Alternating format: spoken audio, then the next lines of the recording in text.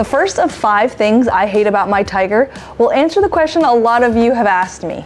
If I'm tiptoeing on this, then why didn't I get the low version? After doing a video on buying this bike and a 10,000 mile review, I figured about 6 months after that was a good time to answer a lot of the questions y'all had. So this is the Tiger 900 GT Pro. My toes are tiptoeing on it, and I didn't get the low version because when I rode the low version as a press bike, just alone from Triumph, perks of being a YouTuber, after about a full day of riding, my knees really hurt. So yes, my feet are flat on it, and it's a misconception that you're more stable on a bike that way. Even though I'm tiptoeing on this bike, I just use short rider tricks like 1 foot down and a whole bunch of other things you can see in this video that make it really easy to manage and actually more stable than having 2 feet down flat. And my knees don't hurt as much. So that's another thing I'll get into in a little bit. So that's one of the cons I do have with this bike. Even the standard height, after a full day of riding,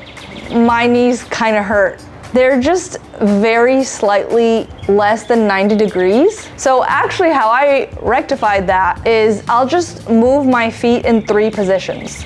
So while I'm riding, I'll also move my feet to the passenger pegs, and it's actually really comfy to switch around that way. And these are not stock guards. The Tiger GT Pro does not come with drop guards because it's the street touring version.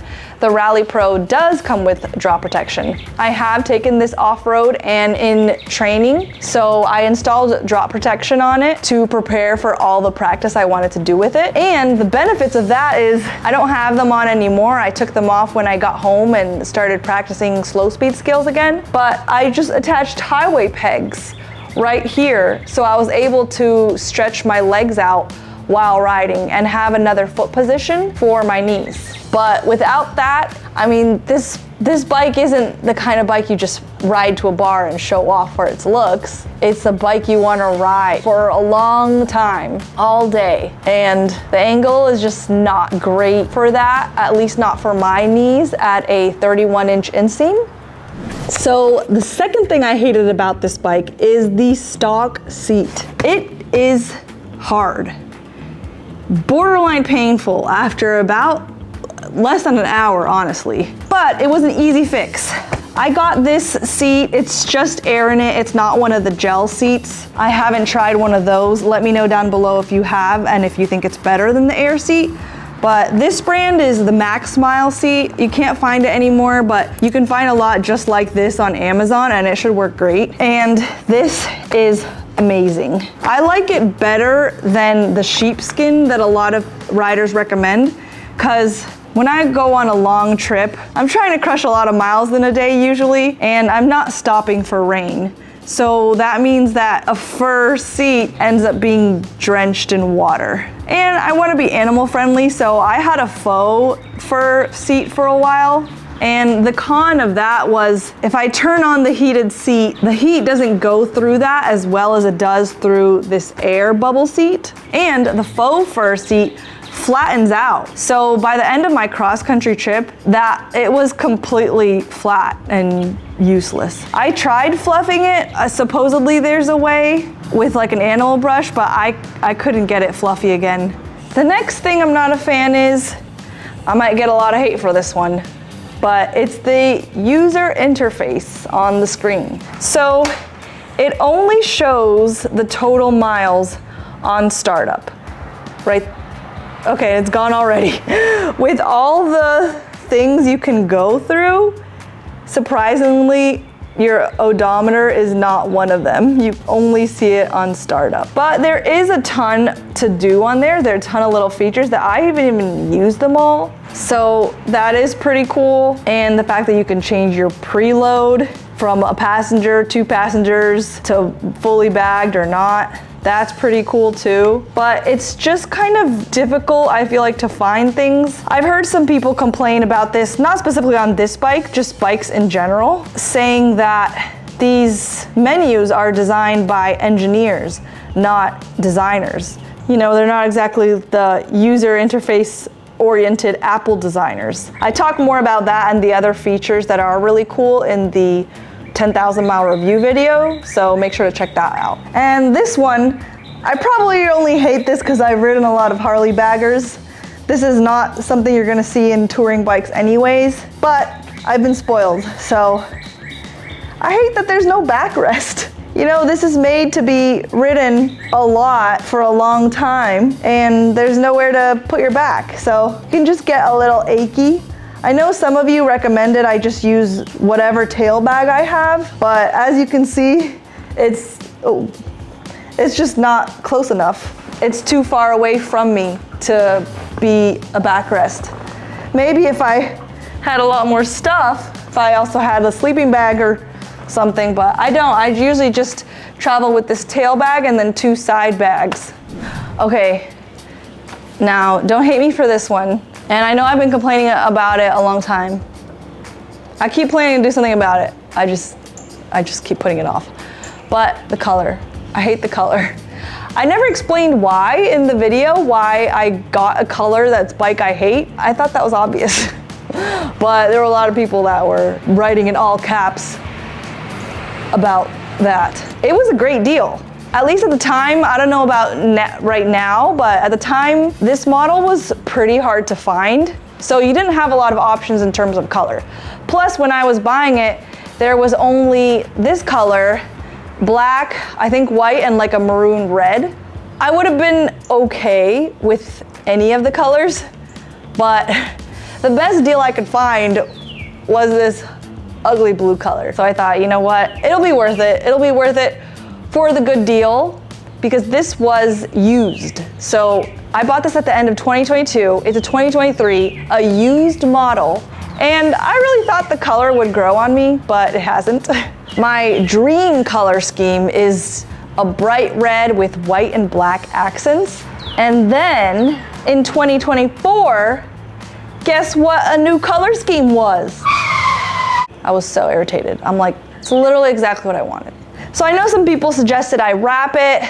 Some people say I just paint it. I don't know. As far as wrapping, if you know anyone professional who does wrapping, let me know down below, because I don't want to do it myself. And as far as painting, there is a really popular custom painter locally who I was thinking of getting to paint it if I ended up painting it. Plus, if I ever do decide to sell it, which I don't see why I would yet, I only need one seller, one person to love it as much as I do.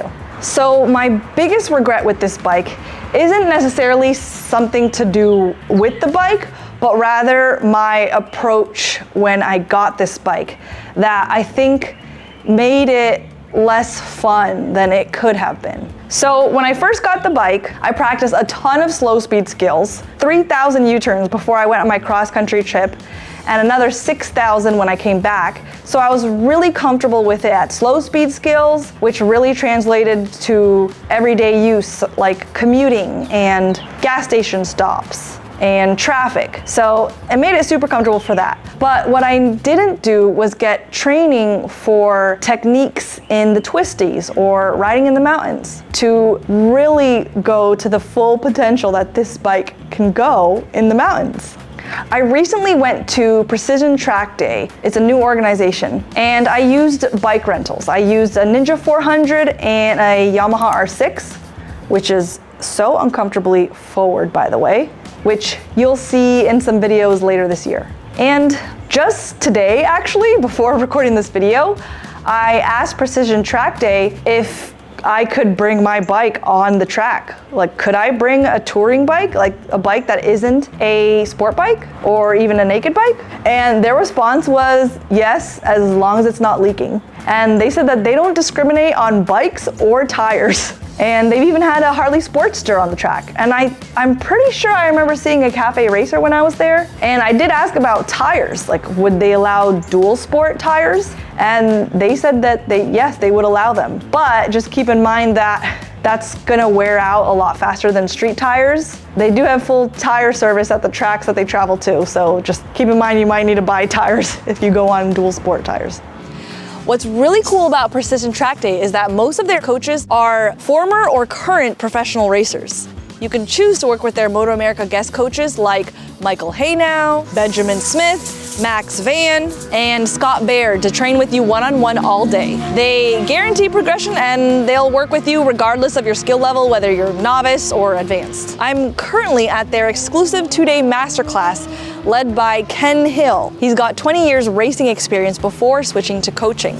He used to teach at the Freddie Spencer High Performance Riding School and was a lead instructor for its successor, now known as Champ School. Keep an eye out for the Ken Hill Masterclasses because they'll have some more in the fall, even if you only ride on the street. Use discount code DOODLE10. If you think all those are reasons that I shouldn't have even gotten this bike in the first place, you're a fool, and I'll tell you 5 reasons why I love this bike and why all those reasons I just told you at the end of the day really don't matter.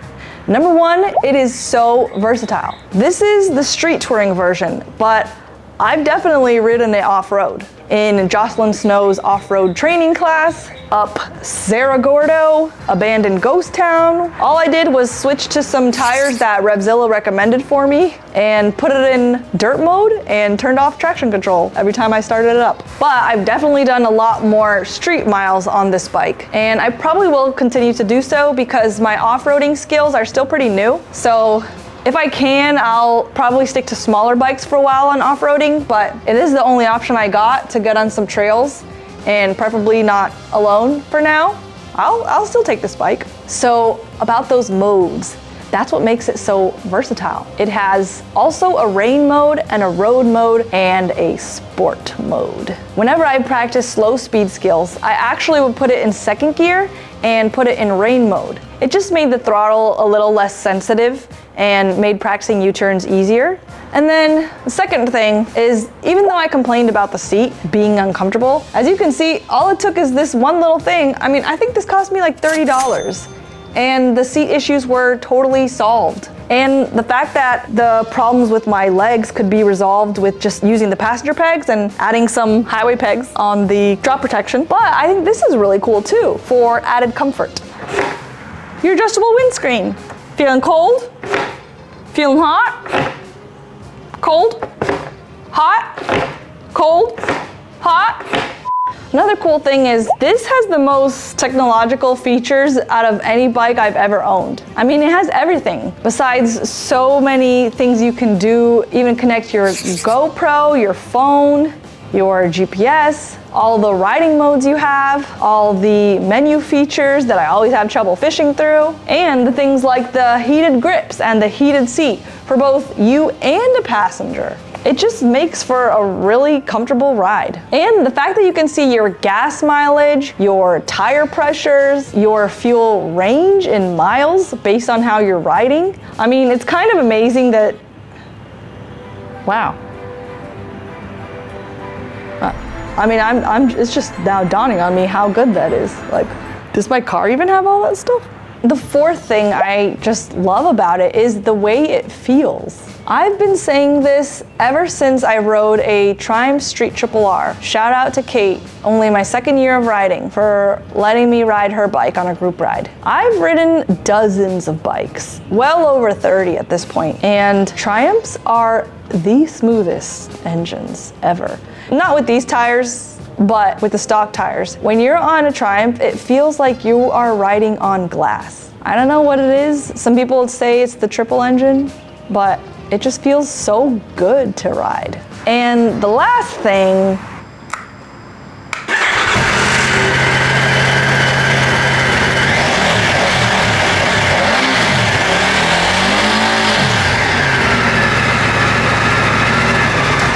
I mean, that's pretty sweet. Well, and no one warned me that this bike is actually a gateway into a new kind of riding. And you can learn more about that in my 10,000 mile review right over here.